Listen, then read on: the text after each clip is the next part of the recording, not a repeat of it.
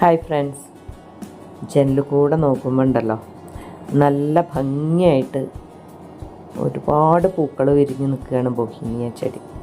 അതിന് പുറമെ ഉദിച്ചു വരുന്ന സൂര്യൻ്റെ ആ പ്രകാശം മൊത്തം ആ ഇലകളിലും പൂക്കളിലും തട്ടി അതെല്ലാം ചെടി തിളങ്ങി നിൽക്കുകയാണ്.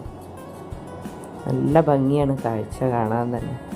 ബൊഹീനിയ പൂക്കൾ ഒരുപാട് നിറഞ്ഞു നിൽക്കുന്നുണ്ട് ഇപ്പോൾ ഈ ജനുവരി മാസത്തിൽ കേട്ടോ.